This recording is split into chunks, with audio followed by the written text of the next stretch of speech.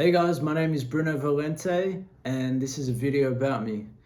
So pretty much I arrived in Australia when I was 8 years old. I'm from Portugal, Porto up north. And yeah, so pretty much the way that my art journey started was like when I was just like a little kid. First thing I remember is like my first memory is literally just drawing, right? So that's all I did. I used to watch like a lot of anime, like Dragon Ball Z, what are the like Naruto, Rurouni Kenshin. I pretty much grew up in that environment. My brothers and I used to play a lot of games as well, like Sonic, Resident Evil, Street Fighter, and yeah, like I guess that was kind of like where my childhood was. As I got a little bit older, I started getting into more kind of meaningful and abstract art. I didn't really have the brain or the capacity to understand it when I was a little kid, but now I definitely seem to get more out of it. And that's why lately in my work, I've been trying to add as much meaning as I can with it. So I guess like my inspirations with that is Salvador Dali. He's like one of like for me one of the greatest artists of all time. I love his work. I think he's a very talented painter as well. I feel like people don't really see how amazing he is. Like they kind of just undertake it, underlook it, right? Picasso is massive as well. Big inspiration for me.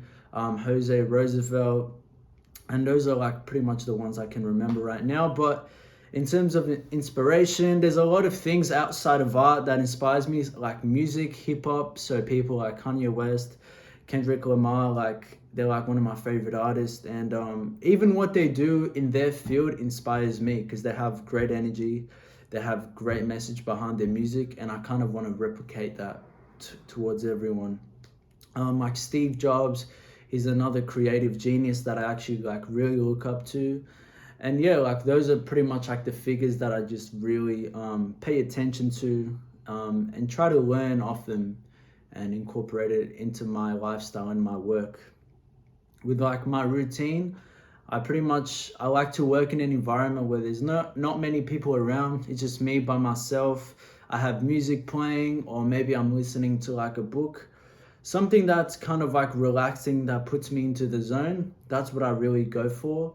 I tend to work about 3 to 4 hours a day. I usually have the weekends off to kind of just go out, experience life a little bit, take what I've learned and add it into my work. So far that's really worked for me.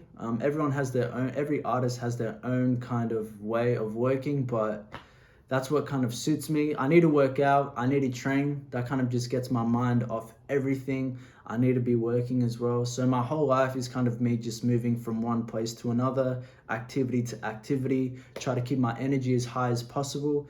Just so that's where I feel I'm most powerful. That's where I feel I can produce the best type of work, right? And then I can only do the type of work I want to do. So I don't do well when people kind of ask me like, can you paint this for me or can you draw this for me? Like I will do it, but it's not going to be to the capacity to where I want to do it. My art comes out best when I actually draw or paint what I want to paint. So it's very hard for me to kind of dive into like one theme, you know? And yeah, and I also think that creative people have like it's like a sixth sense. Like they have this massive power that they may not be appreciative enough. That's where I feel, you know what I mean? So if you kind of know any creative people, like just tell them thank you because that just means like the world to them.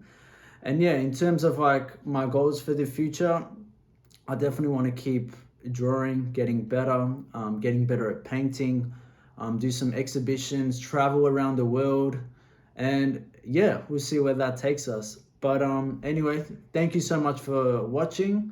I appreciate it, and follow me on Instagram if you want to stick with my journey. And yeah, bless. Thank you.